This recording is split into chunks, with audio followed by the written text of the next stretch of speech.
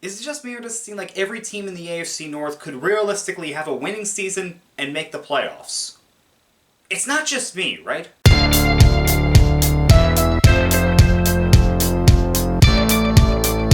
What's going on, guys? Dick Support here, back to you with another video, and today we are talking about the AFC North.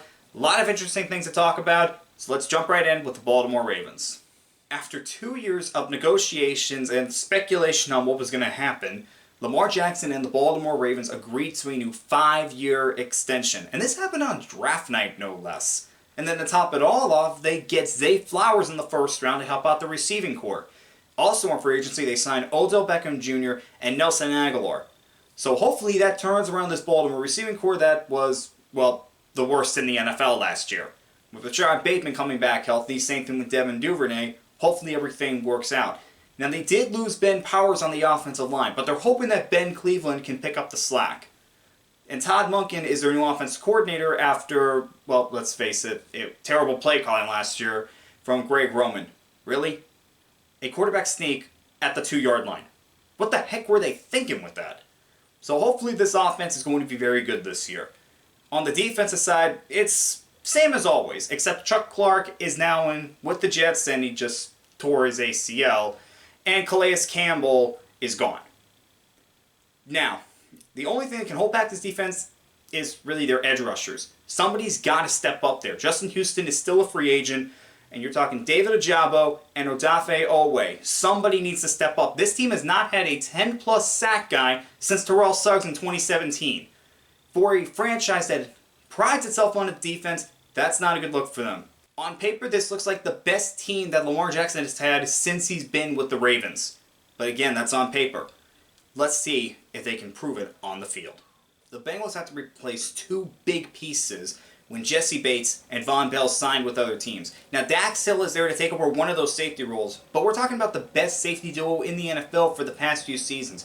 Bates and Bell just work so well together. And Hayden Hurst also left in free agency, so they have to find another tight end. And now you have to figure out what's going to happen with Joe Mixon. Is he going to be on the roster week 1? That's a big question right there. Luckily for the Bengals, they still have a very talented team, and they signed Orlando Brown Jr. to help out on that offensive line. This is really their best shot to get 3 straight division championships for the first time in franchise history. And are already building again for the future when they drafted Miles Murphy and DJ Turner as future pieces. Burrow has said that their window is open as long as he's there. If the Bengals can keep reloading, well, that's true. And as far as what they can do this year, they could go far again. To say that Joe Woods was not liked in Cleveland is an understatement. Fans just hated him, and the defense was underwhelming last year. Now he and Jadeveon Clowney are gone. In comes Darius Smith to replace Jadeveon Clowney, and Jim Schwartz as the new defensive coordinator. Now Schwartz does have a pretty good resume, so hopefully that helps out. Also for the defense, they get Dalvin Tomlinson in free agency. Hopefully those are the pieces that they need to get this defense back on track. But whether or not the defense is good or not, it's not going to matter if Deshaun Watson plays like he did when he came off suspension last year. He was downright awful, and if he plays like that again, the Browns are going nowhere fast. Watson, we all know how talented he is, but again, he missed 2 years of football. So hopefully that was just him knocking off the rust. And if it wasn't, I don't even want to think about what the Browns' future is going to look like. Remember, they traded basically their future to get him. If Watson gets back to what he was before and the Browns' defense greatly improves, they're going to have a chance to do something. Whether or not that happens, we'll see. Anybody else notice how aggressive the Steelers were during the offseason? They made moves that they have not made before. They signed Patrick Peterson and they drafted Joey Porter Jr.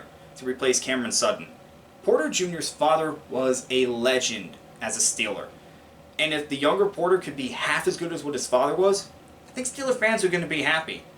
Also, they traded up to get Broderick Jones and drafted Darnell Washington to help out Kenny Pickett. That was exactly what the Steelers needed. Pickett, he got better as the year went on, but he needs an offensive line to protect him, and Najee Harris needs holes to run through. If that offensive line gets better, then this offense is going to be better. And they won't have to rely on the defense to bail them out of games. And speaking of the defense, TJ Watt is 100% healthy now. He was bothered by an injury last year, and he wasn't the same TJ Watt that we have seen before. this Steelers team could be scary, and really, they could be a dark horse in the AFC if things go their way this year. Alright guys, those were my thoughts on the AFC North. Next up is the NFC North, and as always, I will see you guys next time.